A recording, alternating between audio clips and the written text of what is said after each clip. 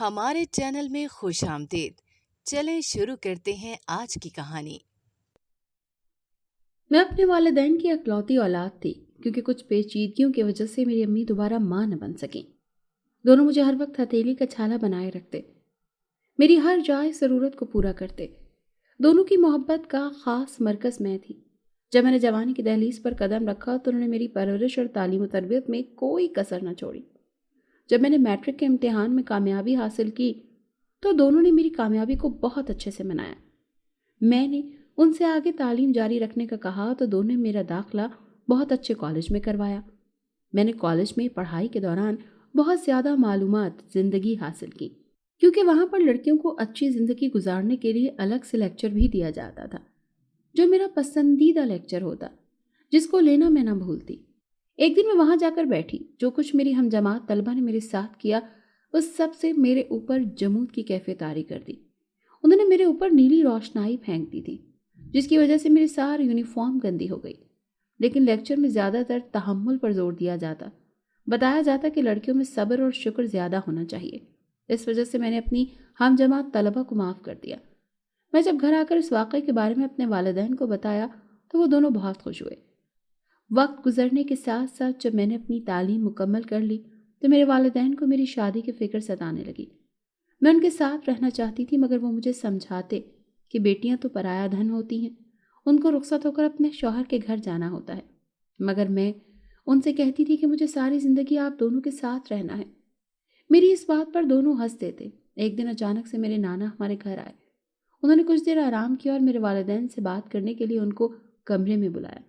جب میں نے دروازے کی اوٹ میں چھپ کر ان سب کی باتیں سنی تو مجھے ان کی سب باتیں سن کر بہت پریشانی ہوئی، کیونکہ انہوں نے میرے والدین سے کہا کہ اب ہماری بیٹی بڑی ہو گئی ہے تو تم اس کا رشتہ میرے پوتے سے کر دو۔ انہوں نے میری امی سے کہا کہ تمہارا بھائی بھی یہی چاہتا ہے، میں ابھی تم دونوں سے بات کرنے آیا ہوں۔ میرے والدین نے ان کی بات سننے کے بعد سوچنے کے لیے وقت مانگا۔ جب میرے والدین نے مجھ سے پوچھا تو میں نے والدین کو کہا کہ جیسا آپ سب کو مناسب لگے۔ دونوں نے میرے سر پر شفقت بھرا ہاتھ رکھا۔ جب کچھ دنوں بعد نانا ماموں کے ہمراہ تشریف لائے تو میرے والدین نے ہاں کر دی۔ بے شک رشتے آسمانوں پر بنتے ہیں، مگر زمین پر اللہ اپنے وسیلے بناتا ہے۔ میرے نانا نے میرے والدین سے کہا کہ ہم جلدی شادی کرنا چاہتے ہیں۔ دونوں نے حامی بھر لی۔ پھر وہ دن بھی آ گیا جس دن میرے نکاح کی رسم ادا کرنا تھی، مگر اسی دن ہی میرے نانا کا انتقال ہو گیا اور اچانک صدمے پر سب ڈھہ گئے۔ اس واقعے کی وجہ سے نکاح ملتوی کر دیا گیا۔ سب لوگ بہت پریشان تھے، میرے والدین بہت زیادہ روتے رہتے، مگر میں نے ان کو حوصلہ دیا۔ کچھ عرصہ گزرنے کے بعد ماموں ہمارے گھر آئے اور نانا کی خواہش کو پورا کرنے کے بارے میں التجا کی۔ میرے والدین نے جھٹ سے مان گئے۔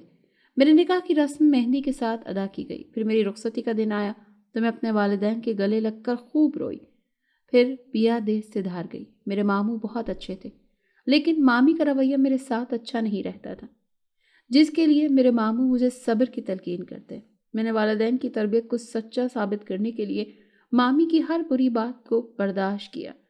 مجھے بہت زیادہ دکھ ہوتا تھا کہ میرے ساتھ ایسا کیوں ہو رہا ہے، مگر میں نے صبر کا دامن ہاتھ سے نہیں چھوڑا، جس کا نتیجہ یہ ہوا کہ وہ میرے ساتھ بہت اچھا سلوک کرنے لگی۔ انہوں نے مجھے بتایا کہ وہ عورتوں کی باتوں میں آ گئی تھی، ان کے آنے والی بہو منحوس ہے، آنے سے پہلے ہی نانا کو کھا گئی، جیسے قریب کی عورتوں کو لگائی بجھائی کی عادت ہوتی ہے۔ ان کی باتوں کا شکار میں بھی ہوئی، مجھے بھی کچھ وقت کے لیے تکلیف اٹھانا پڑی۔ میرے شوہر کا تبادلہ لاہور ہوا تو مجھے بھی ان کے ساتھ لاہور جانا پڑا۔ ماموں ممانی کے انتقال کے بعد میں بالکل اکیلی ہو گئی تھی، اسی لیے میرا شوہر مجھے اپنے ساتھ لاہور لے آیا تھا، تاکہ جو اس کو گھر ملا ہے میں اس گھر میں رہ سکوں۔ اس کے دفتر والوں نے اسے ایک گھر الاٹ کیا تھا، وہاں جا کر سارا دن گھر میں اکیلی رہتی تو تنہائی کو دور کرنے کے لیے میں نے اپنے گھر ایک بہت ہی مجبور اور لاچار ملازمہ رکھ لی، بقول اس کے کہ اس کے گھر کی ذمہ داری اس پر ہے، کمانے والا کوئی نہیں، بیٹی بھی معذور ہے، چل نہیں سکتی۔ سو مجھے اس پر ترس آ گیا، لیکن اس کا کہنا تھا کہ وہ ہر جمعے رات یہیں گزارے گی۔ میرے لاکھ منع کرنے پر بھی وہ نہ مانتی، اور جب وہ یہاں رکتی ٹھیک اسی رات مجھے آدھی رات کو سارے گھر میں زور زور سے بھاگنے کی آوازیں آتی۔ ایک روز میں جیسے ہی اس کی خبر رکھنے گئی تو اسے بستر پر نہ پایا۔ میری روح فنا ہو گئی جب اس کو میں اپنے پیچھے کھڑا پایا تو مجھے ایسے لگا کہ وہ سمجھ گئی ہے کہ میں اس کو ٹو لینے آ رہی تھی۔ میں نے اپنی خفت مٹھانے کے لیے اس سے کہا کہ مجھے بھوک لگ رہی تھی، کچھ کھانا بنا دو۔ وہ میری تائید کرتی ہوئی میرے پیچھے چلنے لگی، مگر میرے ذہن میں ابھی کچھ دیر پہلے والی آوازیں گھوم رہی تھی۔ وہ میرے پیچھے چل رہی تھی۔ میں نے خود کو نارمل رکھا۔ ملازمہ نے کچن میں جا کر میرے لیے ہلکا پھلکا کھانا بنایا، لا کر میرے سامنے رکھا۔ وہ میرے چہرے کو دیکھنے لگی جیسے کچھ تلاش رہی ہو۔ میں نے اسے جانے کو کہا، مگر اس نے مجھ سے کہا کہ آپ مجھے پریشان لگ رہی ہیں۔ میں نے اس سے کہا، ہاں کوئی بات نہیں، تم جا کر سو جاؤ۔ جب وہ چلی گئی تو میری جان میں جان آئی، کیونکہ میرے شوہر کسی کام کے سلسلے میں راولپنڈی گئے ہوئے تھے۔ میں نے صبح اٹھ کر ملازمہ سے بات کرنے کا فیصلہ کیا۔ جب صبح اٹھی تو سب سے پہلے ملازمہ کے کمرے میں جانے کا ارادہ کیا۔ جب میں اس کے کمرے میں گئی تو وہاں کا منظر دیکھ کر میری روح لرز گئی۔ وہاں پر تو بہت زیادہ گوشت پڑا ہوا تھا۔ آدھا گوشت پورے کمرے میں گولائی میں ایک ایک بوٹی کر کے رکھا گیا تھا اور باقی گوشت تھال میں پڑا ہوا تھا۔ مجھ سے گوشت کی بو برداشت نہ ہوئی تو میں نے دروازہ بند کر دیا۔ چوکیدار کو بلوا کر ملازمہ کا کمرہ صاف کروایا اور میں نے چوکیدار سے ملازمہ کے متعلق پوچھا۔ اس نے مجھے بتایا کہ وہ واپس اپنے گھر چلی گئی ہے۔ میں نے جب اس سے پوچھا کہ ملازمہ کب گئی، جو کچھ مجھے چوکیدار نے بتایا مجھے سن کر بڑی حیرانی ہوئی۔ وہ اسی وقت چلی گئی تھی جب میں نے اس کو کمرے میں جانے کا کہا۔ اب میرا خوف بڑھتا جا رہا تھا۔ میں نے چوکیدار سے کہا کہ ملازموں کو اس کے گھر سے جا کر بلا کر لاؤ۔ چوکیدار میرے سامنے گھر کے بڑے دروازے سے باہر نکل گیا۔ میں نے اندر آ کر اپنے شوہر کو فون کیا، مگر ان کا فون تو مسلسل بند جا رہا تھا۔ مجھے بہت پریشانی ہوئی۔ جب میں باہر جانے لگی تو اچانک میرا فون بجا۔ فون اٹینڈ کرنے پر جو خبر مجھے ملی وہ سن کر میرے قدموں تلے سے زمین نکل گئی، کیونکہ میرے شوہر کا ایکسیڈنٹ ہوا تھا۔ ان کے دفتر کے لوگ ان کو لاہور لے کر آ رہے تھے۔ انہوں نے مجھے بتایا کہ میرے شوہر کے پاؤں کی ہڈی کریک ہو گئی ہے، جس کی وجہ سے ان کو آپریشن کروانا پڑے گا۔ لاہور کے جنرل اسپتال میں آپریشن کروانا مقصود تھا۔ میں نے ان سے جلدی آنے کا کہا اور فون بند کر دیا، پھر اپنے شوہر کے لیے دعائیں کرنے لگی۔ چند گھنٹوں کے بعد مجھے جنرل اسپتال سے فون آیا۔ انہوں نے مجھے میرے شوہر کے متعلق بتایا، ان کو ایمرجنسی میں داخل کر دیا گیا ہے۔ پھر میں جلدی سے اسپتال کی طرف روانہ ہوئی۔ وہاں جا کر ڈاکٹر کی تسلی کروانے کے لیے کاغذی کارروائی مکمل کی تو ڈاکٹر نے آپریشن شروع کر دیا۔ چند گھنٹوں بعد ڈاکٹرز نے ایمرجنسی سے نکل کر میرے شوہر کے آپریشن کے کامیاب ہونے کی اطلاع دی۔ میں نے ان کی خوب دیکھ بھال کی، اسپتال میں رہ کر ان کی خدمت میں کوئی کسر نہ چھوڑی، تو وہ کچھ دنوں بعد چنگے بھلے ہو گئے۔ ڈاکٹر نے مجھے بتایا کہ ان کو چلنے پھرنے میں احتیاط برتنا ہوگی اور میں اپنے شوہر کے ہمراہ گھر میں داخل ہوئی، کیونکہ میرے شوہر کو اسپتال سے چھٹی مل گئی تھی۔ چوکیدار میرے پاس آیا اور مجھے کچھ کہنے ہی والا تھا تو میں نے اسے منع کر دیا، کیونکہ میں اپنے شوہر کو پریشان نہیں کرنا چاہتی تھی، اور چوکیدار کی مدد سے شوہر کو کمرے تک لے کر گئی۔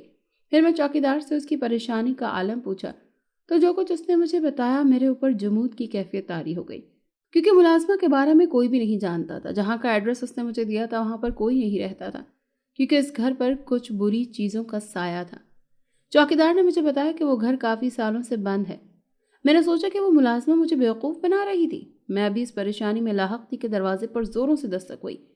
جب چوکیدار نے جا کر دروازہ کھولا تو میں نے ملازمہ کو دروازے پر کھڑے ہوئے پایا۔ میں جلدی سے اس کی طرف بڑھی۔ میں اس سے پوچھنے ہی والی تھی کہ وہ میرے قدموں میں گر پڑی اور اس نے زار و قطار رونا شروع کر دیا۔ میرے اوپر لرزے کی سی کیفیت طاری ہو گئی۔ میں نے اس کو اپنے قدموں سے دور کیا۔ پھر اس نے مجھے بتانا شروع کیا کہ وہ مجھے جیسے جیسے بتا رہی تھی میرے لیے یقین کرنا مشکل ہوتا جا رہا تھا۔ میری بیٹی بچپن سے معذور نہیں ہے۔ ایک دن جب میں اس کو لے کر ایک گھر کے قریب سے گزری تو میری بیٹی وہاں پر کھڑی ہو گئی۔ وہاں پر مجھے بہت سے رنگ برنگے سرخ رنگ کے کپڑے لگے ہوئے نظر آئے۔ جب میں ان کپڑوں کی خوبصورتی میں کھوئی ہوئی تھی تو میری بیٹی نے ان میں سے ایک چھوٹا سا کپڑا جا کر کھینچ لیا۔ جیسے اس نے وہ کپڑا وہاں سے اتارا تو وہ ایک قدم آگے نہ رک سکی، اور میں ہوش کی دنیا میں تب واپس آئی جب اس نے میرے ہاتھ کو ہلایا، کیونکہ وہ میرے پاس نیچے گری ہوئی تھی۔ جب میں نے اس کو اٹھانے کی کوشش کی تو وہ اپنے قدموں پر چل نہ سکی۔ اس نے مجھے بتایا کہ اس نے اپنی بیٹی کا بہت علاج کروایا، مگر ڈاکٹروں کو کچھ سمجھ ہی نہیں آتی۔ وہ مجھے مزید کہنے والی تھی تو مجھے اپنے پہلو سے قدموں کی آواز سنائی دی۔ جب میں نے مڑ کر دیکھا تو اپنے شوہر کو پہلو میں کھڑے پایا۔ خود کو کنٹرول کرتے ہوئے ان کی طبیعت کے بارے میں پوچھا اور ملازموں کو کچھ ہلکا پھلکا کھانا بنانے کا حکم دیا۔ اپنے شوہر کو کھانا کھلانے کے بعد ان کی دوائیں دے کر کمرے میں سلا دیا۔ ملازمہ میرے پاس ہے اور اس نے مجھے بتایا کہ میں نے تمام کام ختم کر لیے ہیں۔ وہ مجھے بہت زیادہ جلدی میں دکھائی دے رہی تھی۔ اس سے پچھلے تمام واقعات کے بارے میں پوچھنا چاہتی تھی، مگر وہ رکنے کے لیے تیار نہیں دکھائی دی۔ میں نے اس کو چھٹی اس وعدے پر دی کہ وہ بہت جلد واپس آئے گی تاکہ میں اس سے سچائی جان سکوں۔ میں نے بہت دنوں تک اس کا انتظار کیا، مگر وہ واپس نہ آئی۔ مجھے ملازمہ کی فکر ستانے لگی۔ اسی دوران میرے گھر میں چھوٹے چھوٹے نقصان ہونے لگے۔ کبھی گھر میں کوئی پریشانی آ جاتی، کبھی گھر میں مجھے چیزیں گرنے کی آوازیں سنائی دیتی۔ میں انہی چیزوں میں مبتلا تھی کہ اچانک سے دروازے پر زار و قطار دستک ہونے لگی، اور تو اور چوکیدار بھی موجود نہیں تھا۔ میں جب دروازے پر پہنچی تو سامنے ملازمہ کھڑی ہوئی تھی۔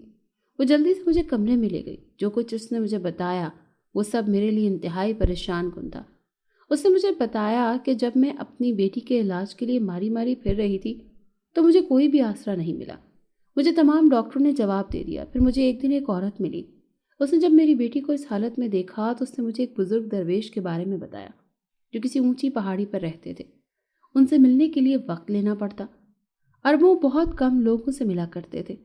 میں اس عورت کی مدد سے جب اونچی پہاڑی والے بزرگ کے پاس پہنچی تو انہوں نے مجھے فوری طور پر اپنے پاس بلا لیا۔ میں نے انہیں اپنی بیٹی کی معذوری کے بارے میں بتایا تو وہ تشویشناک حالت میں میری طرف دیکھنے لگے۔ انہوں نے مجھے کہا کہ بیبی، تم نے آنے میں بہت دیر کر دی۔ جس چیز نے تمہاری بیٹی کو اس حال تک پہنچایا ہے وہ تمہیں بھی نقصان پہنچا سکتی ہے، کیونکہ جس بری چیز نے تمہاری بیٹی کی یہ حالت کی ہے وہ انتہائی جلاد ہے۔ مجھے ان کی باتیں سن کر بہت پریشانی ہو رہی تھی اور میں ان سے مدد کی التجا کرنے لگی۔ پھر انہوں نے آنکھیں بند کر کے حساب کرنا شروع کیا۔ انہوں نے اپنی آنکھیں کھولی تو وہ بتانے لگے کہ تمہیں سب سے پہلے ان لوگوں کو ڈھونڈنا ہوگا جنہوں نے اس جلادی اور بری چڑیل کو اس گھر میں بند کیا ہوا ہے، وہی تمہاری مدد کر سکتے ہیں۔ بزرگ درویش کی بات سن کر میں بہت زیادہ حیران ہوئی، کیونکہ اتنی بڑی دنیا میں ان لوگوں کو میں کیسے ڈھونڈتی جنہوں نے اس کو پتہ نہیں کس مقصد کے لیے اس گھر میں بند کیا ہوا تھا۔ جب میں نے اپنے دل میں پنپنے والے اس سوال کے سامنے ان کو رکھا تو انہوں نے مجھے اپنے روحانی عمل کے ذریعے سے 2 تصویریں دیں اور ساتھ میں انہوں نے میری مدد کے لیے ان 2 لوگوں کا ایڈریس بھی دیا۔ اور میں اس بزرگ سے ساری چیزیں لینے کے بعد جب وہاں سے نکلنے لگی تو انہوں نے مجھے ایک کالا دھاگا دیا تاکہ میری اس کے ذریعے سے حفاظت ہو سکے۔ اس پہاڑی سے نکلنے کے بعد میں ان لوگوں کو ڈھونڈنے کے لیے کمر بستہ ہو گئی اور چند دنوں بعد میں ان لوگوں کے ایڈریس پر پہنچی تو وہ دونوں میاں بیوی تھے۔ پہلے تو انہوں نے میری بات سننے سے انکار کر دیا۔ جب میں نے ان کے سامنے اس گھر کا ذکر کیا تو وہ دونوں چونک گئے۔ میں نے ان کی رو رو کر بہت التجائیں کی کہ میری بیٹی بہت زیادہ تکلیف میں ہے۔ میں نے ان لوگوں سے کہا کہ میں آپ تک بڑی مشکل سے پہنچی ہوں، تو وہ دونوں فوراً میری مدد کے لیے تیار ہو گئے، کیونکہ انہوں نے مجھے بتایا کہ وہ بھی اسی تکلیف سے گزر رہے تھے۔ اس بری چڑیل نے ان کا بھی جینا حرام کر دیا تھا، تو انہوں نے ایک عالم کے ذریعے سے اس بری اور جلادی چڑیل کو اس گھر میں بند کر کے ہمیشہ ہمیشہ کے لیے وہاں سے چلے گئے۔ لیکن ہمیں یہ نہیں پتا تھا کہ یہ غلطی کسی اور کے لیے نقصان دہ ثابت ہو سکتی ہے۔ انہوں نے میرے ساتھ اب سامنے بہت زیادہ معذرت کا اظہار کیا، تو میں نے ان کی مدد کو قبول کرنے کے بعد کہا کہ آپ ہوگی، کیونکہ کوئی بیٹی بہت زیادہ میری تکلیف میں ہے، وہ چل نہیں سکتی، یہ سوچ کر وہ کمزور ہوتی جا رہی ہے۔ تو وہ دونوں لوگ میری مدد کے لیے تیار ہو گئے۔ میں ان دونوں کو لے کر پہاڑی والے بزرگ درویش کے پاس پہنچی تو مجھے ایک لڑکے نے وہاں جانے سے منع کر دیا۔ وہاں جو بزرگ کے پاس رہا کرتا تھا، میں اس میں سے اس کو اپنے بارے میں سب کچھ بتا رہی تھی، مگر وہ کچھ بھی سننے کے لیے تیار نہیں تھا۔ مجھے انتہائی پریشانی ہوئی۔ میں نے اس کو بتایا کہ تم جا کر میرے بارے میں بزرگ کو بتاؤ، وہ مجھے خود بلائیں گے۔ ابھی یہی بحث ہو رہی تھی کہ اندر سے بزرگ درویش کی آواز آئی اور انہوں نے مجھے اندر آنے کا اشارہ کیا، تو وہ لڑکا انتہائی مؤدبانہ انداز میں میرے آگے سے ہٹ گیا۔ میں جلدی سے اندر بزرگ کے پاس داخل ہوئی اور ان دونوں میاں بیوی کو بھی اپنے ساتھ لے کر ان کی خدمت میں پیش ہوئی۔ میں نے بزرگ سے کہا کہ میں ان دونوں کو لے کر آ گئی ہوں، آپ نے ان سے جو پوچھنا ہے پوچھیں اور میری پریشانی کو جلد از جلد حل کریں۔ تجھے انہوں نے ان دونوں میاں بیوی سے سوالات کیے جس کا وہ مسلسل جواب دیتے جا رہے تھے۔ انہوں نے ان دونوں میاں بیوی سے وہ تالا اور چابی لانے کو کہا جو اس عالم نے انہیں دیا تھا، تو وہ دونوں میاں بیوی چونک گئے۔ تو بزرگ درویش نے کہا کہ ہم لوگوں کو اللہ کی طرف سے سب علم ہوتا ہے، اللہ تعالیٰ ہم جیسے لوگوں کو دکھی لوگوں کی مدد کرنے کے لیے چن لیتا ہے، بے شک سب مخلوقات کی مدد کرنے والا اللہ ہی ہے۔ اب تم لوگ جلدی سے جاؤ اور وہ تالا اور چابی لے کر آؤ۔ اور پھر ان لوگوں کے ساتھ تالا اور چابی لینے کے لیے چل پڑی، کیونکہ بزرگ نے کہا تھا کہ بس تالا اور چابی لے کر جلدی سے آ جانا۔ انہوں نے مجھے کہا کہ ان دونوں کو بھی اور میاں بیوی کو بھی آنے کی کوئی ضرورت نہیں ہے، کیونکہ جو بزرگ نے پوچھنا تھا وہ ان دونوں سے پوچھ لیا ہے۔ میں ان دونوں میاں بیوی کے ہمراہ ان کے گھر پہنچی اور انہوں نے مجھے ایک تالا اور چابی لا کر دیا جو کہ کالے دھاگے سے بندھا گیا تھا۔ میں نے ان کا بہت شکریہ ادا کیا اور اتنی تکلیف اٹھانے پر، کیونکہ میرے ساتھ بزرگ کے پاس گئے تھے، ان کی بہت مشکور ہوئی۔ پھر وہاں سے چل پڑی۔ میں جلد از جلد پہاڑی والے بزرگ کے پاس پہنچنا چاہتی تھی، مگر میں جیسے ہی ایک رکشے میں سوار ہوئی تو وہ چلنا بند ہو گیا، تو میں نے اس رکشے سے نیچے اتر کر پیدل چلنا شروع کر دیا۔ میں جیسے اتری وہ رکشہ چلنا شروع ہو گیا تو مجھے پیچھے سے رکشہ ڈرائیور نے آواز دی اور میں رکشے پر سوار ہو گئی اور جلدی سے اس کو پہاڑی والے بزرگ کی طرف جانے والے راستے کے بارے میں بتانے لگی۔ جب میں وہاں پہنچی تو اس لڑکے نے مجھے نہ روکا اور میں جلدی سے بزرگ کے پاس چلی گئی تو مجھے دیکھ کر مسکرا دیے۔ انہوں نے مجھ سے پوچھا کہ راستے میں کوئی تنگی تو نہیں ہوئی؟ میں نے انہیں رکشے کے اچانک خراب ہونے کے متعلق بتایا تو انہوں نے مجھے بتایا کہ اس بری چڑیل کی شرارت تھی۔ مجھے اس کی بات سن کر انتہائی حیرانی ہوئی۔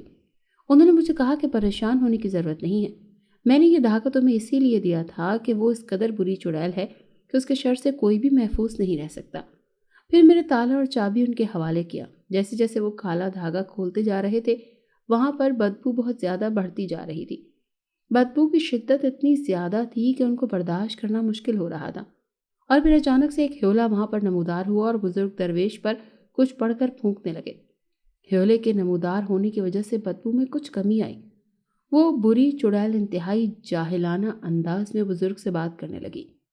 جب انہوں نے پاس پڑا ہوا پانی جب اس پر پھینکا تو وہ بل بلا اٹھی۔ بزرگ نے اس سے کہا کہ اس کی بیٹی کو ٹھیک کر دے اور اس دنیا سے دور چلی جا، تو غصے میں آ گئی اور بزرگ کو کوئی بات سنے بغیر ہی وہاں سے چلی گئی۔ اور جب وہ وہاں سے گئی تو زمین بہت زیادہ زوروں سے ہلی، وہاں پڑی ہوئی چیزیں ایک دوسرے میں ٹکرانے لگی۔ وہ بزرگ انتہائی پریشانی کے عالم میں بولے کہ اس کو قابو کرنا بہت مشکل ہے۔ تمہاری آواز سے کہا کہ آپ کی مدد کریں، آپ میرا واحد سہارا ہیں۔ انہوں نے مجھے کہا کہ ہمیں اس گھر میں جانا ہوگا اور وہاں جا کر عمل کرنے سے ہی اس پر قابو پایا جا سکتا ہے، ورنہ اب یہ تمہاری بیٹی کو زیادہ تکلیف دے گی۔ پھر انہوں نے مجھے کہا کہ اپنی بیٹی کو جا کر یہ دھاگا باندھ دو، اور انہوں نے مجھے پانی دم کرنے کو دیا، اور جب پانی انہوں نے دم کیا ہوا دیا تو اپنی بیٹی کے اوپر چھڑکنا، ہدایت دیتے ہوئے کہنے لگے۔ انہوں نے مجھے بتایا کہ تقریباً 1 پورا مہینہ لگ جائے گا۔ اس عمل کے دوران میں یہ پانی روز چھڑکنا پڑے گا، اور پھر اس لڑکے کو کچھ ہدایات دیتے ہوئے میرے ساتھ روانہ ہوئے، اور ہم دونوں جب اس گھر کے سامنے جا کر رکے تو وہاں سے بھی وہی بدبو آ رہی تھی جو بزرگ کے کمرے میں بری چڑیل کے آنے کی وجہ سے پھیلی تھی۔ انہوں نے مجھے کہا کہ میں اکیلا ہی اس گھر کے اندر جاؤں گا اور تم جا کر اپنی بیٹی کو کسی محفوظ جگہ پر رکھو۔ اور جب وہ میرے سامنے اس گھر کے اندر داخل ہوئے تو میں نے اپنی بیٹی کو اپنی والدہ کے گھر چھوڑا اور اس کے اوپر پانی چھڑکنے کے بعد بزرگ کے پاس اس گھر میں آ گئی۔ جب میں نے اس گھر میں قدم رکھنے لگی تو انہوں نے مجھے گھر کے اندر نہیں جانے دیا۔ انہوں نے مجھے بتایا کہ ہمیں 2 عمل کرنا ہوں گے، ایک عمل میں گھر کے اندر کروں گا اور یہ عمل تم گھر سے کہیں باہر رہ کر کرو گی۔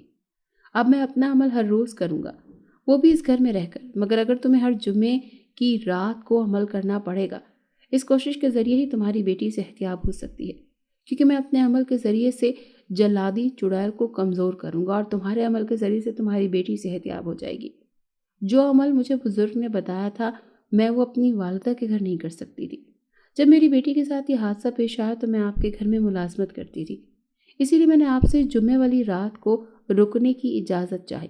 بزرگ درویش نے مجھے گوشت لے کر اس پر پڑھنے کا کہا، اور انہوں نے مجھے کہا کہ تم جہاں بھی عمل کرو گی وہاں پر گولائی میں اس گوشت کو رکھ دینا، کیونکہ اگر یہ گوشت وہاں پر نہیں رکھو گی تو وہ بری چڑیل ان لوگوں کو بھی نقصان پہنچا سکتی ہے۔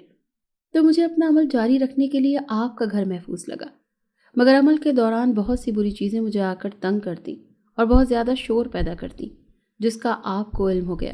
اسی لیے میں آپ کی حفاظت کے لیے وہ گوشت گولائی میں رکھ کر جلدی سے بزرگ کے پاس گئی، تو انہوں نے مجھے بتایا کہ اس چڑیل کے ساتھ اور بھی بہت سی بری طاقتیں ہیں۔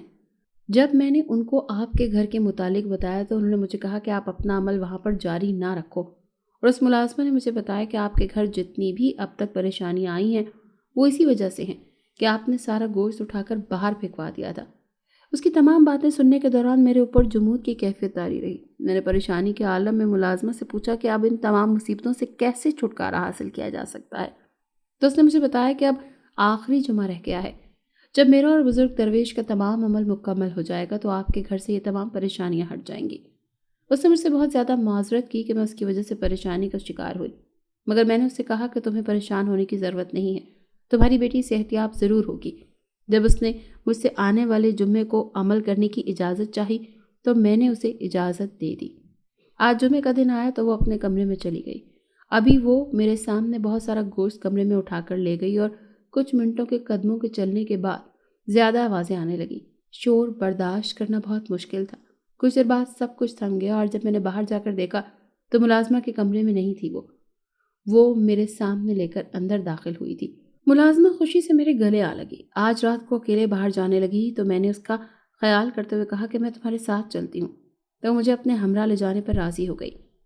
جب ہم دونوں اس گھر کے باہر پہنچے تو وہاں پر ایک بزرگ کھڑے ہوئے ملے۔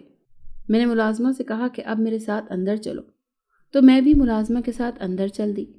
تو وہاں کا منظر بہت ہی عجیب تھا۔ وہاں پر ہر طرف چھوٹی چھوٹی بوتلیں گری ہوئی تھی اور جگہ جگہ پر سفید رنگ کا لوبان پڑا ہوا تھا، اور ایک گول دائرے میں گوشت کی بہت ساری بوٹیاں تھیں جنہیں آہستہ آہستہ کوئی کھا رہا تھا۔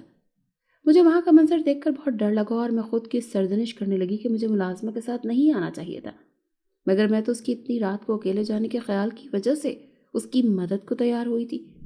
اسی لیے میں یہاں آ کر اس گھر میں کھڑی تھی، اور پھر انہیں بتایا کہ میں نے اس جلادی چڑیل کو قابو میں کر لیا ہے، اب تمہاری بیٹی بالکل صحت یاب ہے۔ تو ملازمہ کو ان کی بات پر یقین نہ آیا۔ انہوں نے کہا بھی جا کر اپنی والدہ کے گھر بیٹی کو دیکھ لو۔ اس عرصے کے دوران میں ملازمہ کے ساتھ ساتھ رہی۔ جب ملازمہ اپنے گھر پہنچی تو اس کی بیٹی بالکل صحت یاب تھی اور وہ اپنے قدموں پر چل رہی تھی۔ جب ملازمہ دوبارہ ان بزرگ کا شکریہ ادا کرنے آئی تو وہاں پر موجود نہ تھے۔